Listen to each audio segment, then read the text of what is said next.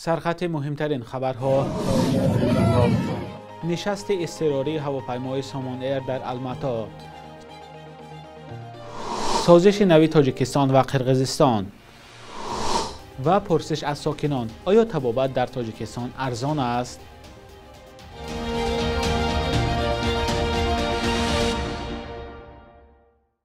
درود بینندگان عزیز، با آخرین خبرهای تاجیکستان و جهان در خدمت شما هستیم. امروز 8 اپریل سال 2025 است. شرکت سامان ایر فرود اضطراری هواپیمایش در فرودگاه الماتای قزاقستان را شرح داد. روز 7 اپریل نوار بر شبکه‌های اجتماعی راه یافت که در آن دیده می شود هواپیمای سامان ایر با مشکل فرود می آید. این پرواز روز 5 اپریل در خط سیر دوشنبه الماتا انجام شده است. شرکت سامان ایر در خبرنامه نوشت که هنگام پایین شدن هواپیما به فرودگاه الماتا ناگهان شمالی سخت وزید. شرکت گفته است ناوابسته از وضع بد هوا همه مسافران صحت به جای درکاری رسیدند. در نوار پخش شده در شبکه‌های اجتماعی دیده می شود که مرد میگوید تا همینجا هوا ابر بود و هواپیما می لرزید. در نوار همچنین صدای زنان و کودکان شنیده می شود که ظاهرا ترسیده بودند. در خط سیر دوشنبه الماتا شرکت‌های سامان ایر و ایر استنا قزاقستان پرواز می کنند. کمیته دین و تنظیم جشن و مراسم به گزارش رادیوی آزادی درباره اجازه تعمیر ندادن به یک مسجد سوخته در اصفهان واکنش کرد. نمایندگان کمیته دین نوشتند که برای بازسازی عبادتگاه مخالفت ندارند. در واکنش کمیته دین آمده است سالهای گذشته چند مسجد از جمله در شهرهای وحدت و ترسونزاده سوخته بودند و بعد از گرفتن خلاصه اداره آتش نشانی برای بازسازی هر دو عبادتگاه اجازه داده شد. نمایندگان کمیته دین گفتند که در حالت پیشنهادی خلاصه اداره آتش نشانی و درخواست هیئت مؤسسان آنها به بازسازی مسجد دهه خوشاباد شهر اصفهان ضد نیستند. ساکنان دهه خوشاباد اصفهان هفته گذشته به رادیوی آزادی شکایت کرده بودند که یک ماه پیش مسجد دههشان به کام آتش رفت، اما مقامات اجازه نمیدهند که آن را دوباره برقرار سازند. طبق آمار در تاجیکستان بیش از 4000 مسجد را برای خود گرفتند. یک مسجد به سر 2-2.5 کس. اکثر آنها مسجدهای 5 وقته هستند، ولی ساکنان هر چند وقت از دشواری ثبت نام و احتمال بسته شدن عبادتگاه ها شکایت میکنند. تاجیکستان و قرقیزستان به سازش رسیدند که شهادتنامه رانندگی همدیگر را اعتراف میکنند. رادیوی آزادی 8 اپریل با متن این سازشنامه شناس شد. در سند آمده است که شهروندان تاجیکستان یا قرقیزستان در وقت زندگی در کشورهای همدیگر بدون سپاریدن امتحان نو شهادتنامه رانندگی خود را عوض کرده میتوانند. یعنی تاجیکستان حجت رانندگی قرقیزستان را اعتراف میکند و قرقیزستان هم این کار را باید انجام بدهد. شرط تنها این بوده است که شهروندان دو کشور باید حجت رانندگی خود را با ترجمه زبان دولتی یا روسی پیشنهاد سازند. در صورت پیدا شدن شبهه مربوط به درستی یا اصل بودن شهادتنامه رانندگی که برای عوض کردن پیشنهاد شده است، مقامات دو کشور میتوانند از طرف دیگر درست بودن حجت را پرسند. تاجیکستان و قرقیزستان بعد چند مناقشه خونین در مرز روابط تیره داشتند. ماه مارس امسال رهبران دو کشور سازشنامه درباره معین کردن خط مرز را امضا کردند و سرحدهای دو کشور هم برای همدیگر باز شد. 7 اپریل روز جهانی تندرستی است. همکار ما امیر ایسایف از ساکنان در خیابان‌های دوشنبه پرسید که تا کدام اندازه به سلامتی خود اهمیت می‌دهند و نرخ طبابت تا کجا در کشور دسترس است. پاسخ ساکنان را همراه می‌بینیم. البته اهمیت می‌دیم. نرخ‌ها روز تا روز قیمت شده شدن. نرخ‌های دارو مسئله تامیناتش خوب است، نیکی مسئله مبلغ کمتر زیاده رفته شدن. بله البته که اهمیت میدیم. این سلامتی درآمد اول میشه. مثلا پول مال همه چیز یک طرف، سلامتی یک طرف است. اول آدم حتما سلامتی مثال اهمیت میده، بعد مثال از پای کار و برو پیشروی زندگی یگان سمتی فعالیت داشته باشه، بعد از پای سلامتی ما خوب نباشد البته که ما کار کردن نمیتونیم، کار رفتن نمیتونیم، این جهت مشق کردن نمیتونیم. اصلا من همه وقت به سلامتی خوب اهمیت میدم، نگاه میکنم و آن چیزی که برای به خود من تعلق دارد نسبت همون رفتار میکنم. یعنی با چی؟ با گشت، با گذار، با خوراک. همین نوار شما در شبکه‌های اینترنتی پخش میکنین نه؟ بله. اگر در شبکه‌های اینترنتی پخش کنیم مثلا ما از مردم میپرسیم در تگ نوار می نویسن مردم که خدمت رسانی‌ها هستن شخصانی هستن که مراجعت کردگان بسیار با دکترا و با تمام چیزا مراجعت کردگان مثلا با فکرای و میفهمیم ما اگر گپ زنم که مثال در سطح عالی است برای من نسام دلی برای من در سطح عالی است که با میفهمیم که مردم چی میگن که در کدام سطح است خواهش مردم چی است اینا با کدام کشورها همین برای معالجه میروند همین شهروندان تاجیکستان بسیارتر به هندوستان میروند روسیه با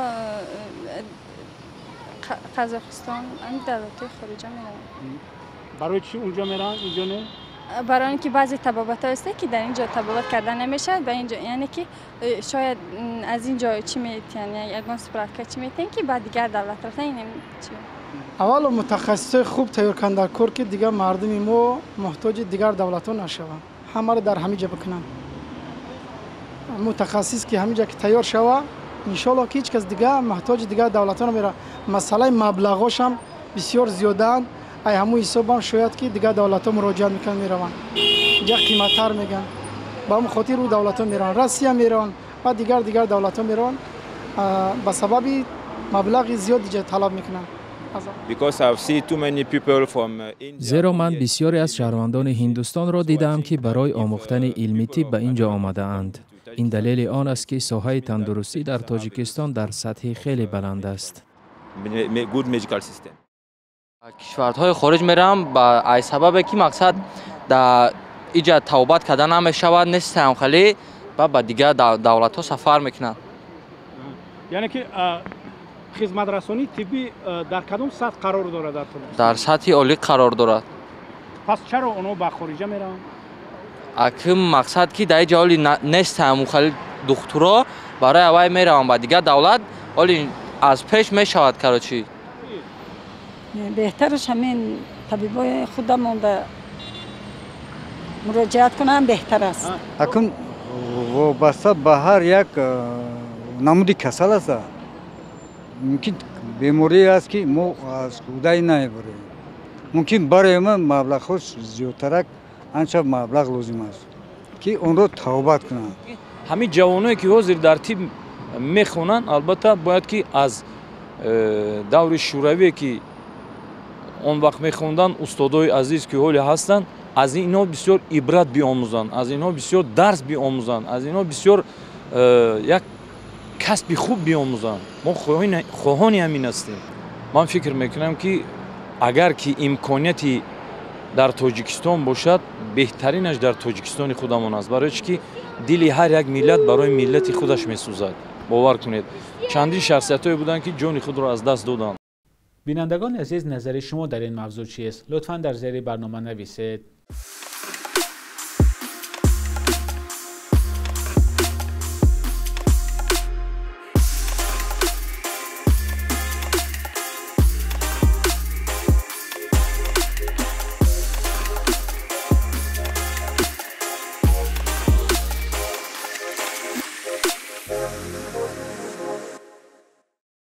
اوکراین در رابطه به حمله روسیه به کریوی راگ که باعث کشته شدن 20 کس گردید جلسه فوری شورای امنیت سازمان ملل متحد را طلب کرده است. اندری سیبیگا وزیر کارهای خارجه اوکراین در شبکه ایکس یا توییتر نوشته است حمله روسیه با موشک بالستیکی به کریوی راگ 9 کودک را کشت. این یکی از پرقربانی ترین کشتار کودکان از زمان حمله روسیه به اوکراین گفته می شود. مقامدار اوکراینی نوشته است که روسیه به میدان بازی کودکان در نزد بنای استقامتی ضربه زد.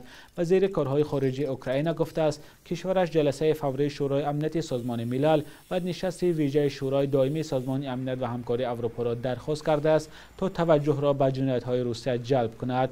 اندری سیبیگا نوشته است کیف طلب دارد که رفتار روسیه محکوم کرده شده مسکو ترور علیه کودکان اوکراینی و مردم ملکی را بس کند. حمله به شهر کریوی راگ که زادگاه ولادیمیر زلنسکی رئیس جمهوری اوکراین است شام جمعه 4 اپریل روی داد. طبق آمار اخیر در پی این حمله 20 کس از جمله 9 کودک کشته شدند. 10 نفر دیگر هم در این حمله زخمی شده است. بخش یک روز تاریخ است که مهمترین تحولات تاریخی در روز 8 اپریل را فرا می‌گیرد.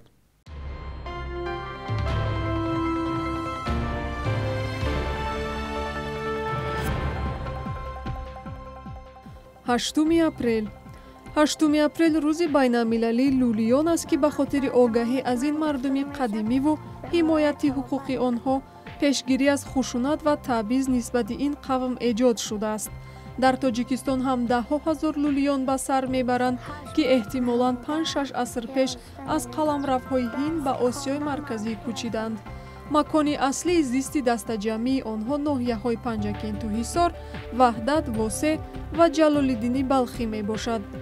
бенавоиву фақр, ба таҳсил фаро гирифтани кӯдакони лӯлӣ ва таъмини имкониятҳои баробари иҷтимоӣ аз мушкилоти аслии онҳо гуфта мешавад.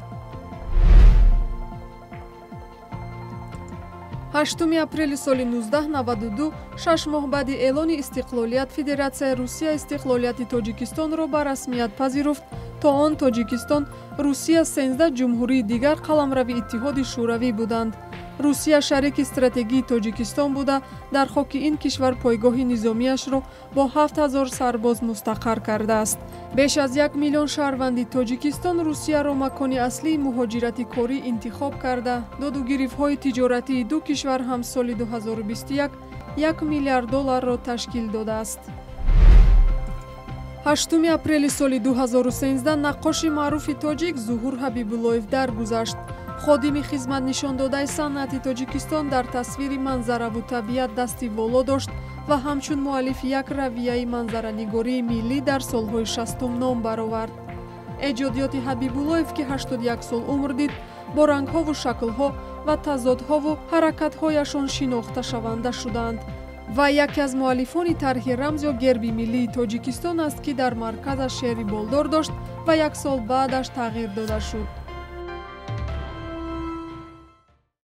шабонарӯзи ахир қурби рубли русӣ дар баробари асъори миллии сомонӣ паст шуда арзиши доллари амрикоӣ бошад бетағйир мондааст. субҳи имрӯз дар банкҳои тиҷоратии Тоҷикистон 1000 рубли русӣ то 125 сомонӣ арзиш дорад. 100 доллари амрикоӣ бошад ба 1082 сомонӣ баробар аст. қурби расмии Банки миллии Тоҷикистон барои имрӯз чунин таъин шудааст.